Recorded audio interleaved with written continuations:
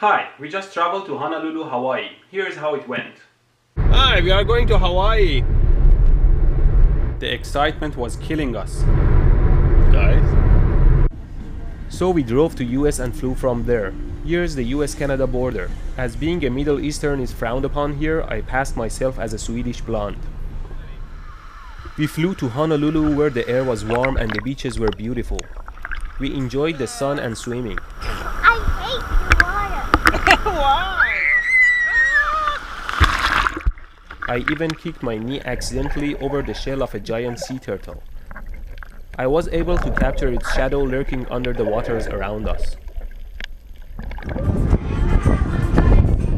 Then we rented a car and went around the island. We are climbing the tree. What? It's an anti-party? Yay! Anti-party, BBC anti-party. Afterwards, we went to this hamburger restaurant called Kua Aina that had the best burger in the island. I went and ordered some burgers, but then I realized that it was a cash-only place and I only had Canadian dollars on me. Living at the US border, I knew that sometimes stores help people from across the border by accepting their currencies. So I went and asked the girl at the counter if she would accept my Canadian dollars, and she said, "No, we are Americans here." Did I imply in any way that you're not an American? Did I ask you to change your nationality? Did my question disrespect you in any way? Does accepting my money make you a lesser American? What I'm trying to say is that it's not a proper answer to use in many cases. Would you stop making fun of each other? Nah, we are Iranians here. Can you stop saying sorry when I make the mistake? No, we are Canadians here, eh? Can you stop selling guns to people with unclear background? No, we are Americans here, you son of a... Now, I don't want you to go around and start stereotyping Americans with this. This misplaced pride is something common all around the world and is within a very small percentage of the population. I have personally seen millions of nice Americans. Saying Americans are bullies is like saying Canadians are super nice or Muslims like to blow things up. Everyone likes to blow things up. But if an American adult converts to Islam, I would be personally a bit afraid. Sounds to me like somebody is trying to find an excuse to make some damage. Islam is not an excuse to make damage. I've personally seen millions of nice and caring Muslims. What I'm trying to say is that this is not the right way to treat a customer. The correct answer is to say no, nicely. Or even better, no, we only accept American dollars here. Sorry for the inconvenience. Or even better, a good customer service is not only nice but also tries to find a solution for the customer. No, we only accept American dollars here. Sorry for the inconvenience. But right across the street there is an ATM machine that you can get cash from. The burger was awesome though. Hawaii, the warm weather, music and dance.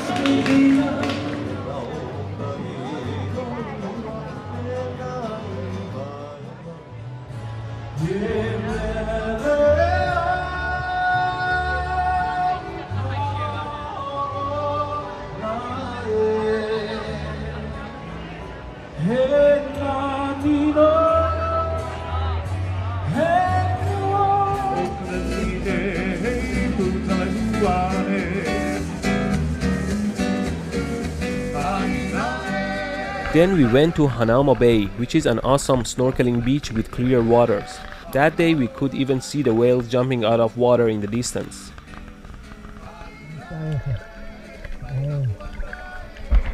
We did some swimming and snorkeling and then I went further out in the deeper waters.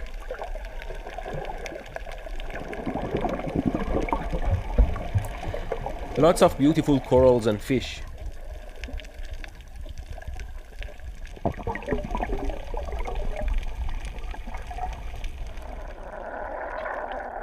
But I was hoping to see some sea turtles, and then I did. First I saw one. The seabed was probably 10 meters deep there, and I wanted to dive down to get to the turtle. Diving deep underwater puts a lot of pressure on eardrums. Every 1 meter adds 100 grams per square centimeter or about 1.42 pounds per square inch of pressure. So a 10-meter dive puts 1 kilo on every square centimeter of a body, and that's a lot of pressure on the eardrums. So how would you dive that deep without hurting your ears? I talked about these eustachian tubes in human head that connect the space behind the eardrums to throat. All you need to do is to pop them open, which I can do very easily. What happens is that now the water pressure also gets transferred through your nose into your throat to the back of the eardrum, and all of a sudden the pressure on both sides of the eardrum equalizes. This means that no matter how deep you go, you won't feel the pressure on your eardrums. The rest of your body may crush under the extreme pressure though. So I dived down and reached the turtle. It looked so kind and caring, unlike some salespeople I met.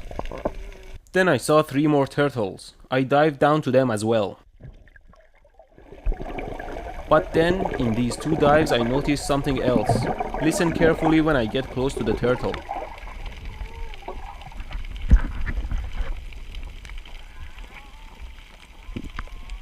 Did you hear them? Let me enhance the sound a bit.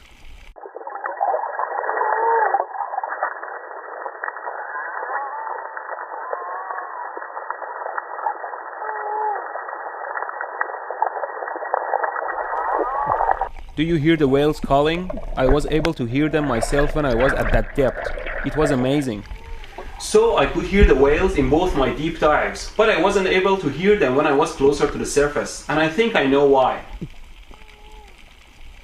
You can correct me if I'm wrong, but my theory is that there are air pockets on both sides of your eardrum that don't let the water acoustic waves to get to your eardrum unless the air gets pressurized and becomes much more dense, and diving deep does just that and enables you to hear underwater sounds.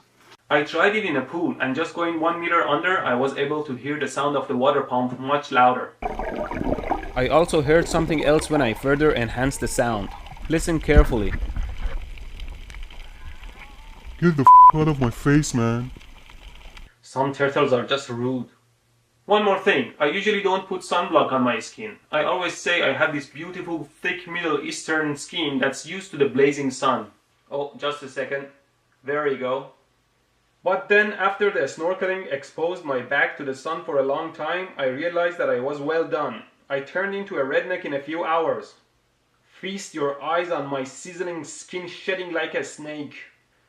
It seems like if there is one thing up there that's not racist, it's the sun. No matter where we come from, we all cook like a fish in a frying pan. So will you please put on your sunblocks? No, we are Americans here. But I still feel like I'm missing something.